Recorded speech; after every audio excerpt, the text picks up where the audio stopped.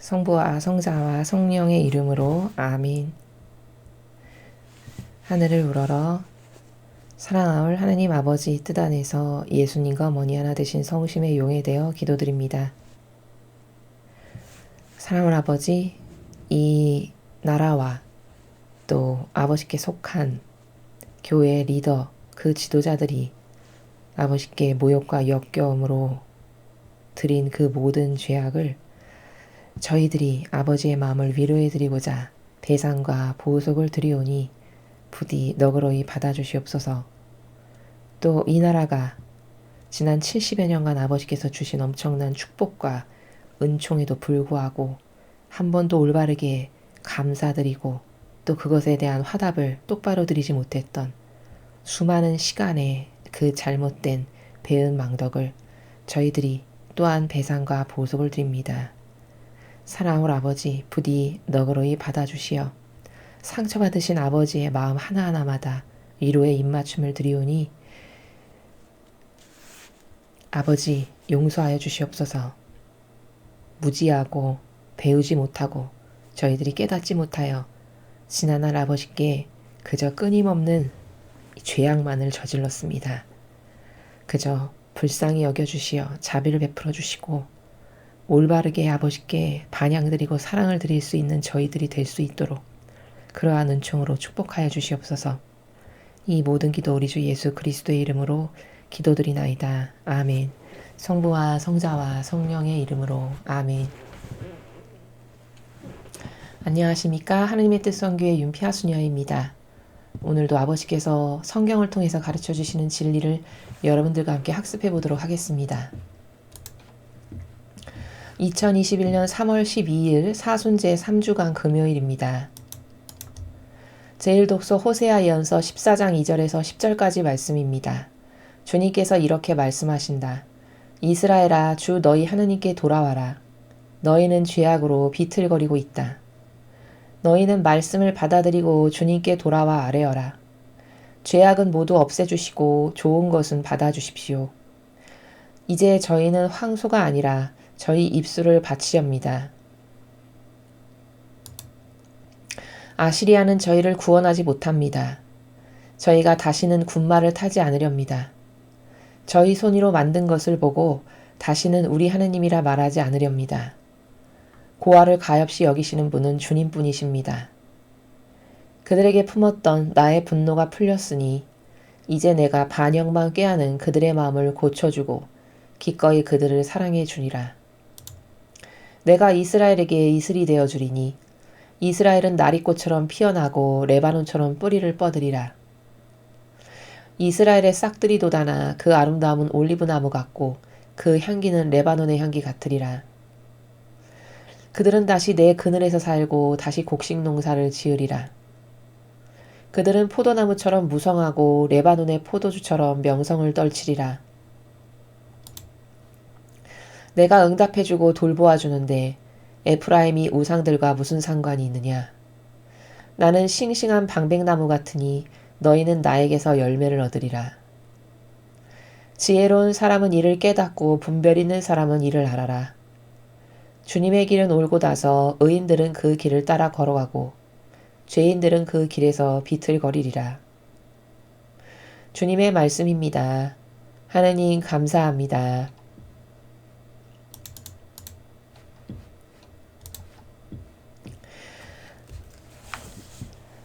자, 오늘 호세아 예언서를 보면은 인류는 이 당시에 이스라엘 백성은 하느님께 끊임없이 자신의 필요에 따라서 하느님을 찾는 모습을 발견할 수 있습니다. 그러니까 여기서 지금 말씀하시는 내용을 보면 여기 이렇게 말씀하시죠.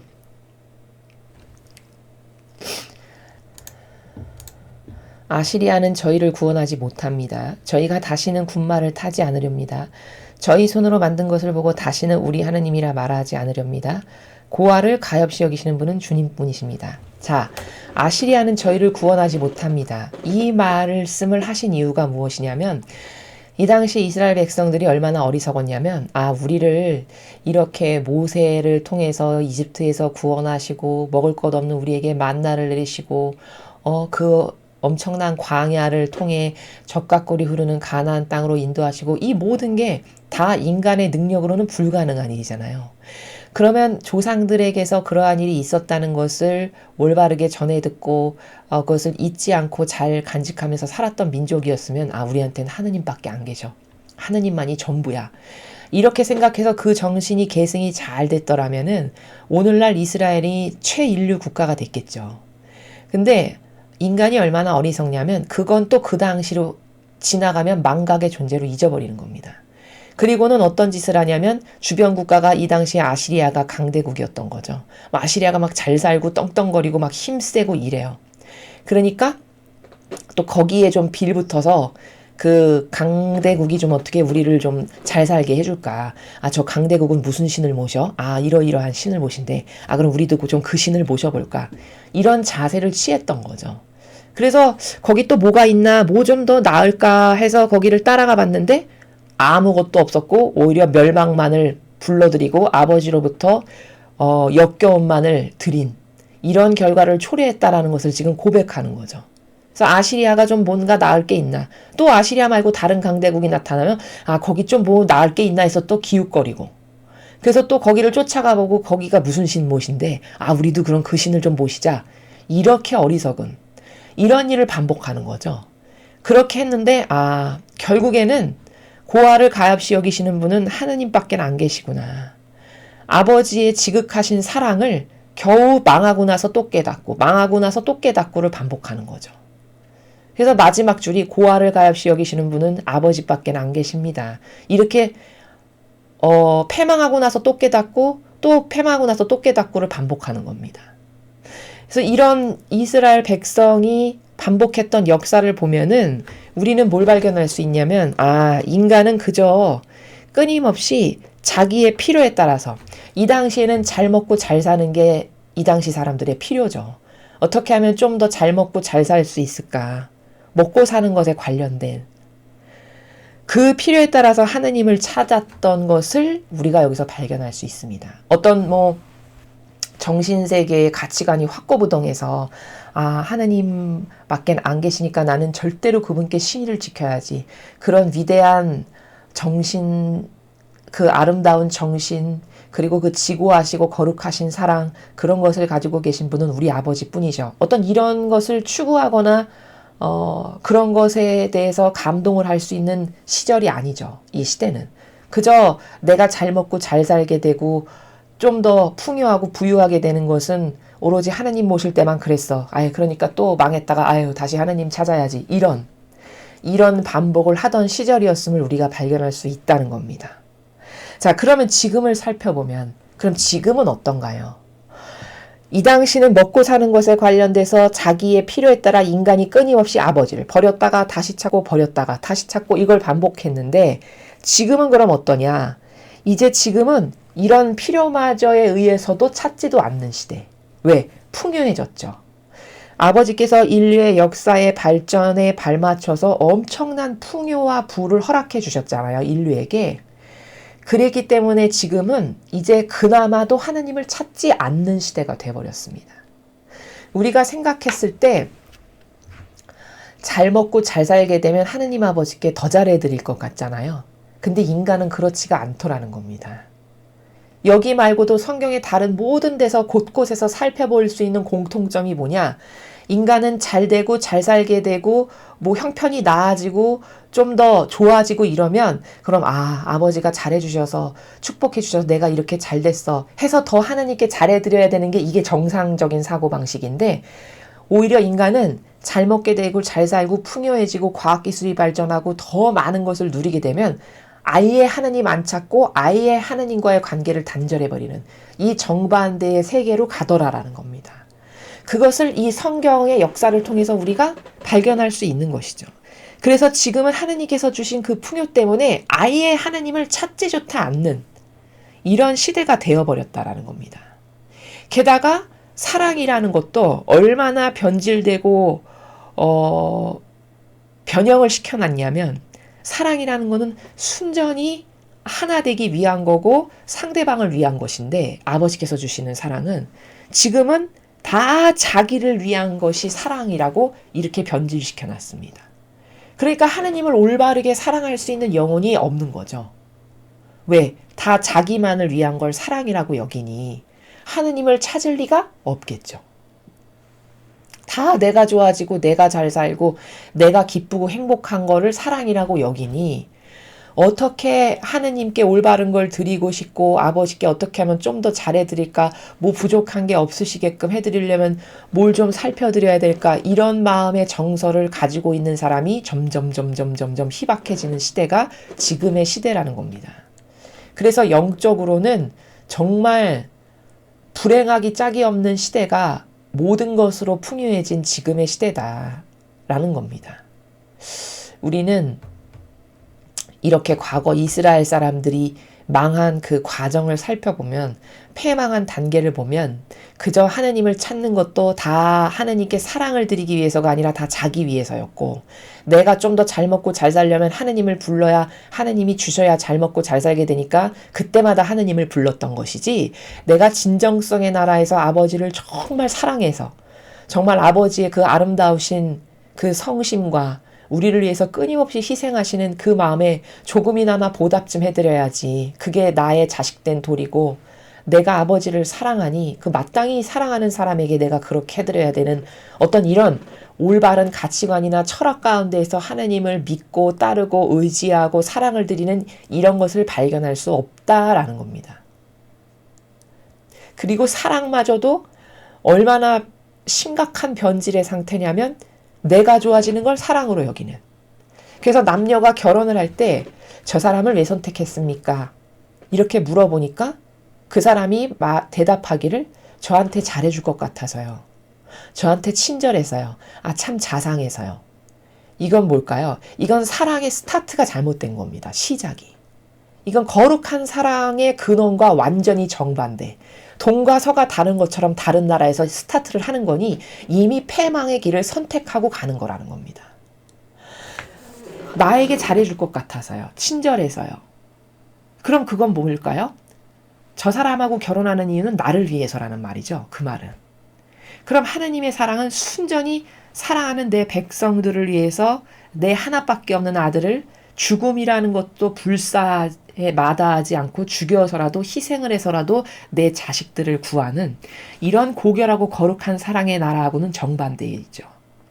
그럼 사랑이라는 것은 그렇게 상대방을 위해서 끊임없이 희생하는 걸 기쁨으로 여기고, 그래서 그 사람이 점점 더 잘 되는 걸 바라봤을 때 정말 기쁜, 이게 고결하고 아름다운 사랑이고, 그 사랑만이 있어야 시간이 가면 갈수록 점점 더 기품 있고 아름답고 그리고 고결하고 정말 품이 있는 그런 사랑의 나라로 점점 더 가치 있게 올라가는 것인데, 시작부터가 나를 위한 것이니까 그 나를 위하지 않은 것이 상대방에게 나오면 또 접고 또 접고 접고, 그래서 이제 나를 위한 것을 상대방이 전혀 안 해주는 타이밍이 온다.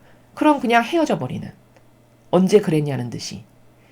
이렇게 저급한 나의 욕구를 채우는 거를 사랑의 도구로 삼는 것이 이 시대 사람들이 살아가는 사랑의 나라라는 겁니다.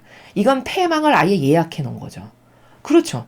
나를 위한 것을 사랑으로 선택했으니 나를 위한 게 더 이상 나오지 않으면 그건 패망, 그건 거기서 헤어지거나 거기서 그 사랑의 나라는 더 이상 존속할 수 없는 끝인 거잖아요.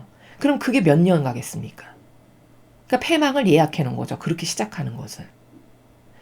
그래서 우리는 사랑이 뭔지도 모르고, 또 하느님을 찾는 것도 얼마나 저급하냐면 나의 필요가 있어서 어떤 나의 욕구를 채워야 하는데 너무 갈급하다 보니까 하느님을 찾는. 근데 아버지는 얼마나 자비하시냐면 그나마도 너의 필요가 있어서 나를 찾기만이라도 했으면 좋겠다라고 말씀하시는 분이 하느님 아버지세요. 지금 시대는 이 정도입니다. 하느님께서 어떤 큰 고통이 있거나 가난이 있거나 너무 바닥을 치는 절박함에서 살아가는 사람이 하느님을 찾으면 그게 순전히 자기 필요 때문에 찾는 거잖아요. 그치만 그럼에도 불구하고 그렇게 해서라도 저 자녀가 나를 찾으면 기뻐하시는 이런 비참한 시대가 오늘날이라는 겁니다. 이런 정신을 가지고는 절대 새천년 왕국의 백성이 될 수 없어요. 메시지에서 매일 말씀하시는 그 가르침의 나라는 그래서 이렇게 저급한 우리 인류의 정신세계 사고방식을 지금 교육과 훈화를 통해서 끌어올리시는 것을 하시는 겁니다.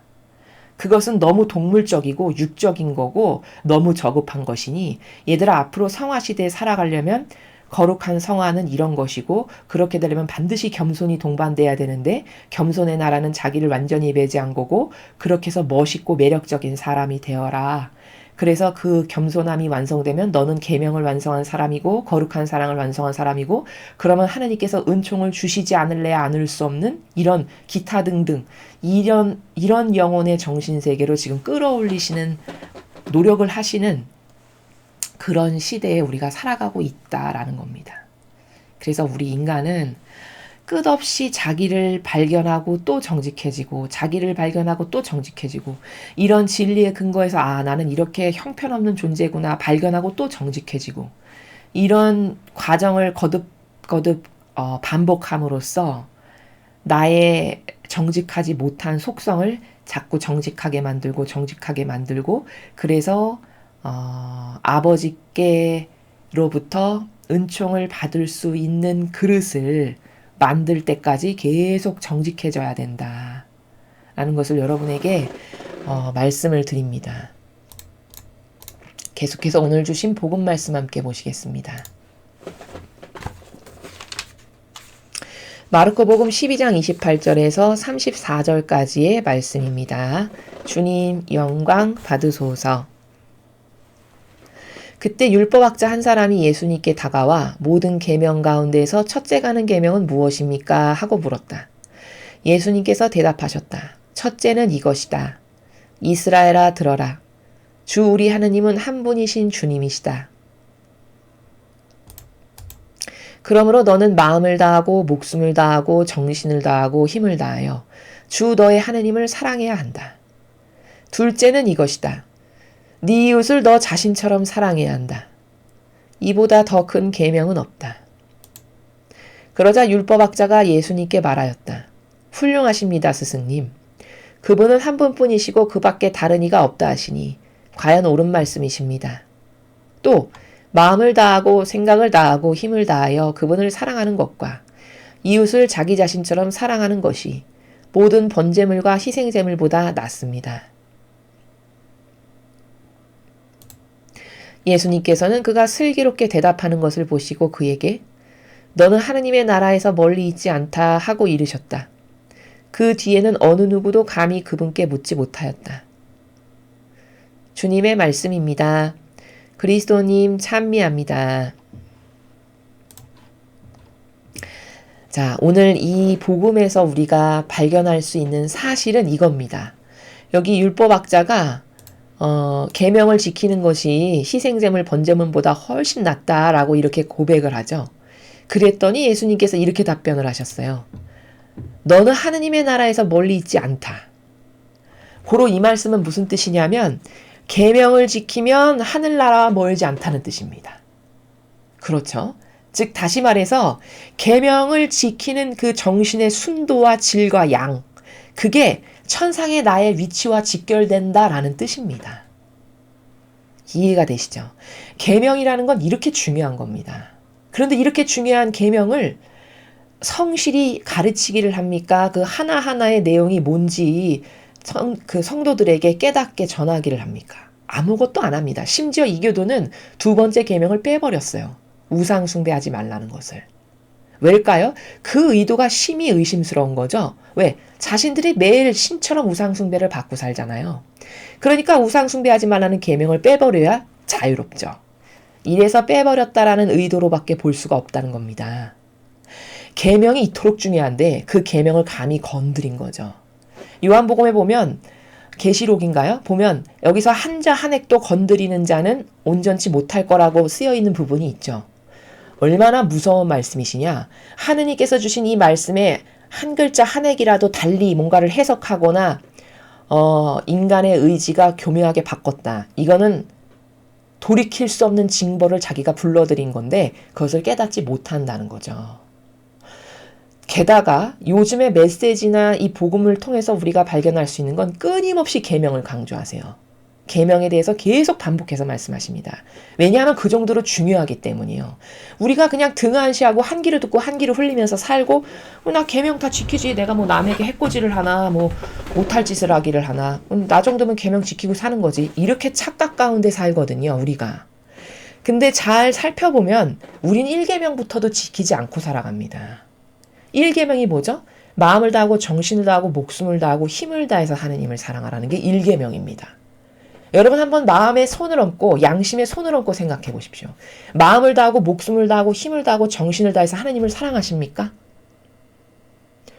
만약에 그런 정신으로 하느님을 사랑한다면 내 자아는 눈꼽만큼도 따르지 않아야 됩니다. 평상시에. 그게 하느님을 그 정도로 섬기고 사랑하는 사람이 살아가는 정신의 세계고 자세고 나랍니다.